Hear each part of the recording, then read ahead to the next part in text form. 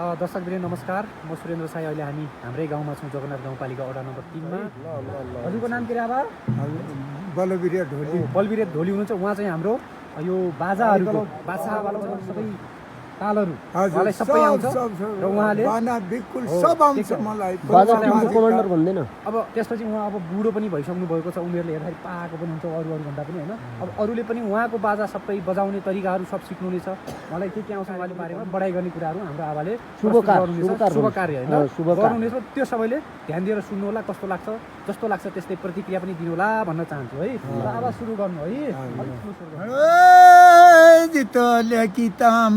रघुवंशी जिला सैनी पडवंशी थानी चन्द्रवंशी जनै राजा कुलका उदय आचार भया आचारका विचार भया विचराका इलमसाई भया इलमसाईका बिलमसाई भया बिलमसाईका भानसाई भया भानसाईका मानसाई भया मानसाईका नरिनारायण साई भया ती हुन्ना 36 जुग 32 रूप भोवती कल्यालका नाति अनक जेठा तनक जेठा काँटा जेठा विशुद्ध साई सुर्खेत काँटा जनै राजा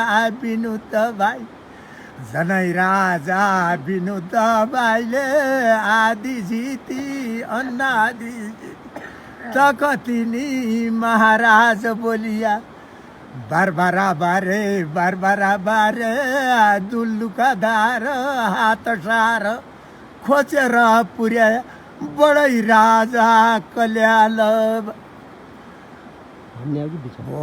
जुमिला छिनासिमको बड दसैँ मनाया बडै राजा कल्याल भया यारी अठिली हुम्लो जुम्लो ताको सुन सित्तो घियोल कुटाई जुमिला छिनासिममा बड दसैँ मनाया बडै राजा कल्याण बारबारा बारे बार राजा उत्तरका उत्तर दाए दक्षिणका दक्षिण दाए पूर्वका पूर्व दाए पश्चिमका पश्चिम दाए 48 राजामा शिर चढी आया सुन चढी आई सिजापति आया नुने पानी आई खाँडो प्रगासिया सरोवर साईराज की पाठ बाँकुडा वीरराज की पाठ कल्याल कलशुमन्द की पाठ खाँडजितो